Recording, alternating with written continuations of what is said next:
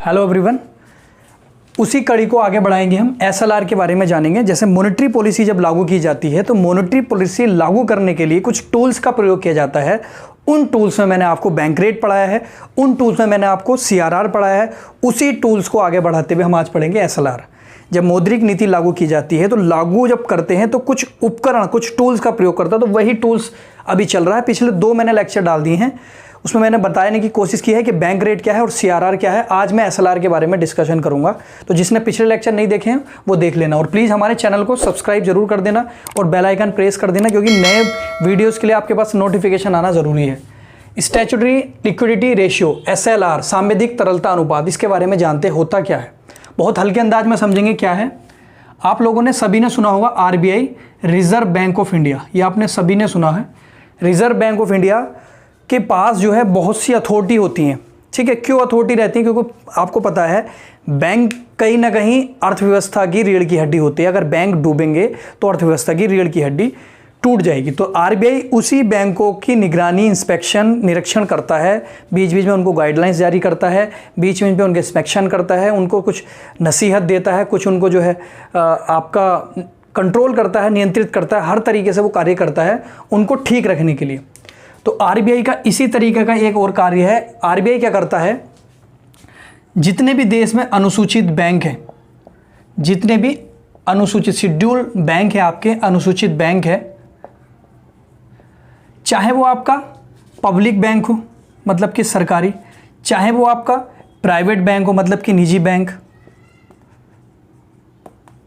चाहे वो आपका फॉरेन बैंक हो, ठीक है, फॉरेन या मतलब कि विदेशी बैंक हो, भले ही आपका वो पब्लिक बैंक हो, भले ही आपका वो प्राइवेट बैंक हो, भले ही वो पब्लिक बैंक फॉरेन बैंक हो। आरबीआई क्या करता है, जो भी अनुसूचित बैंक है, भले ही वो पब्लिक, प्राइवेट, फॉरेन कोई सा भी हो, अनुसूचित बैंक अगर है तो आरबीआई जो है अपने एक नियम अनुसार उसको जैसा ठीक लगता है हर बैंक से कहेगा कि वह अपने पूरे एनडीटीएल का मतलब जो उसकी जमा पूंजी है, जो उसकी जमा पूंजी है, जमा पूंजी का इतना % कहाँ पर, अपने पास, बैंक खुद अपने पास जमा करके रखेगा, अपने पास जमा करके रखेगा।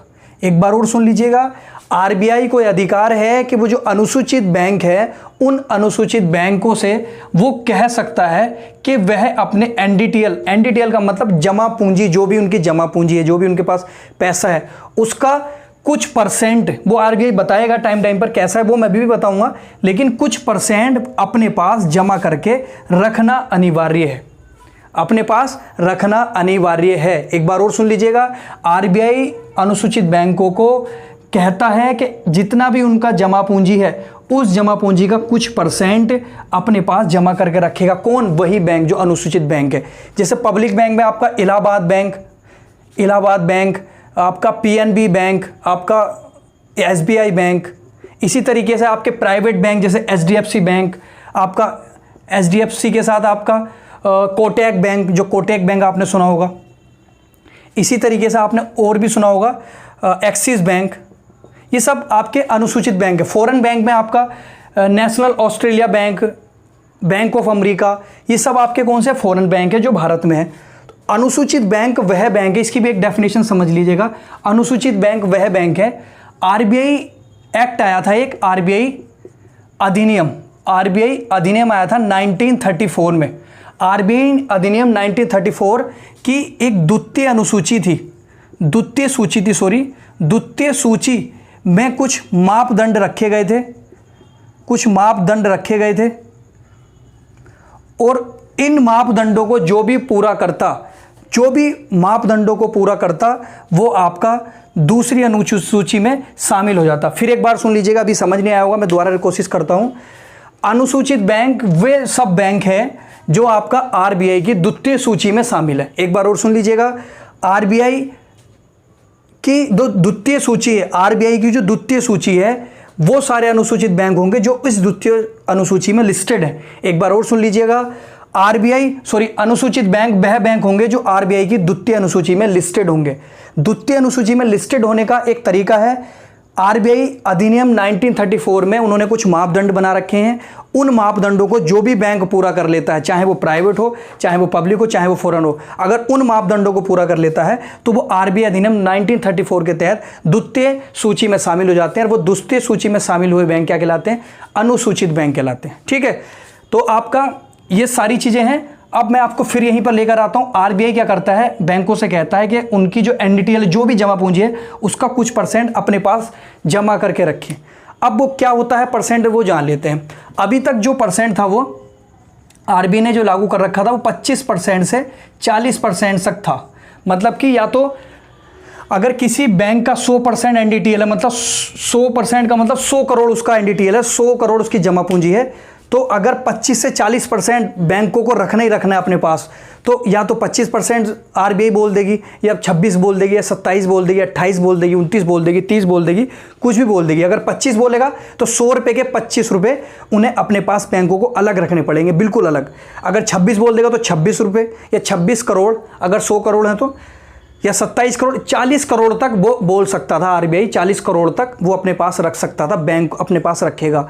क्यों रखे जाते हैं वो एक ज़रूरी अलग सवाल है, उसको अलग जानेंगे, लेकिन एसएलआर वही होता है। तो इस तरीके की एक वो थी कि आरबीआई जितनी परसेंट बताएगा उतनी रखनी पड़ती थी। 25 से 40% की एक सीमा थी। लेकिन 2007 में सरकार ने इसमें क्या कर दिया? अमेंडमेंट कर दिया, संशोधन कर दिया। और अमेंडमेंट करने के बाद जो 25% की जो मिनिमम लिमिट थी, 25% की जो मिनिमम लिमिट थी वो अब खत्म कर दी है, समाप्त कर दी है। अब 25% से भी नीचे जो है आरबीआई बोल सकता है कि आप 24% भी रख सकते हो, मैक्सिमम तो 40% ही रहेगा, लेकिन 22 भी कर सकते हो, 21 भी। मिनिमम की लिमिट खत्म कर दी है। 21 भी, 20 भी, 19 भी, 27, 17 भी, 16 भी, 15 भी, कितनी भी कर सकता है। फिलहाल जो आपकी करंट में है, करंट जो है आपकी करंट एसएलआर, सी का मतलब करंट, एसएलआर जो है आपकी 18.50 है करंट में परसेंट। मतलब कि अगर किसी बैंक का, फॉर एग्जांपल पीएनबी बैंक का अगर 100 करोड़ का टर्नओवर है और एसएलआर उस टाइम पर आरबीआई कर देता है 18.5%, तो आपको आरबीआई के गाइडलाइन के तहत आपके उस पीएनबी बैंक को 18.5 करोड़ रुपए अपने अलग रखने पड़ेंगे।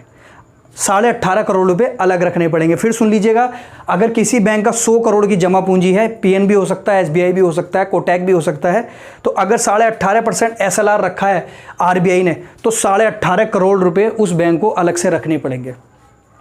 पहले कभी ये लिमिट 40% तक थी, तो मतलब लोग आरबीआई 38, 39% तक बैंकों से कह देता था कि अपना एसएलआर के रूप में अलग से रखें। इससे नुकसान ये होता था कि बैंक की एक बहुत बड़ी जमा पूंजी बस अलग बेकार रूप में रखी रहती थी, बिना यूज़ की। तो फिर इसको क्या किया गया, जब इसका यूज़ नहीं हो रहा, तो उस पैसे का यूज़ नहीं हो रहा, उससे कोई प्रोडक्टिविटी नहीं हो रही, इसका कोई काम नहीं हो रहा, तो वो अर्थव्यवस्था के लिए ठीक नहीं है। पैसा साइकिल की तरह घूमता रहना चाहिए देश में, तभी फ़ायदा है। अगर आप उसे कहीं स्टोर कर दोगे, जमा करके, कालाबाजारी करके उसको कहीं दबा दोगे, तो वो पैसा किसी काम का नहीं है।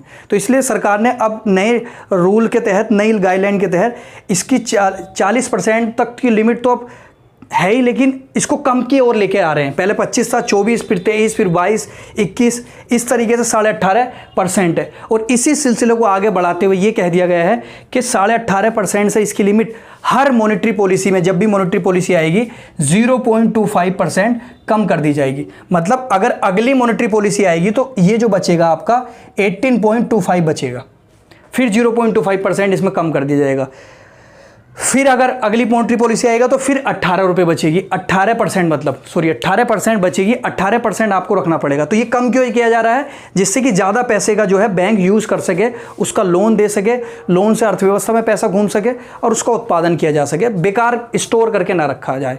समझ रहे आप? तो बैंकों से ये भी बोला गया है कि जो आपका ये 18-18.5% रखना है, किसको? बैंकों को। आरबीआई ने बोला है कि जो 18.5% रखना है आपको एसएलआर के रूप में, सांविधिक तरलता अनुपात, मतलब लिक्विड है, कभी भी इसका यूज़ कर सकते हैं आप, कभी भी कर सकते हैं इमरजेंसी में, लेकिन रखना है आपको हमेशा। ये कम कर दिया गया है। आप इसको नॉन कैश भी रख सकते हो और कैश में भी रख सकते हो। ये अच्छी लायबिलिटी है। कैश में मतलब कि पैसों के रूप में रखो इसे 18.5%, 18.5 करोड़ रुपए के रूप में, या फिर नॉन कैश। कैश ना हो तो आप क्या, गोल्ड के रूप में भी रख सकते हो, जिसकी कीमत है उसके रूप में भी रख सकते हो। गोल्ड, चांदी, प्लेटिनम, जो भी वैल्यूएबल चीज़ है उसको आप रख सकते हो। तो यही आपका SLR है। फिलहाल जो आपका SLR है वो आपका SLR जो है 18.5% है, करंट है। हर मॉनेटरी पॉलिसी में 0.25% को समाप्त कर दिया जाएगा। चलिए एक बार मैं फिर से रिपीट कर देता हूँ। आपका SLR मतलब स्टैट्यूटरी लिक्विडिटी रेशियो, सांविधिक तरलता अनुपात।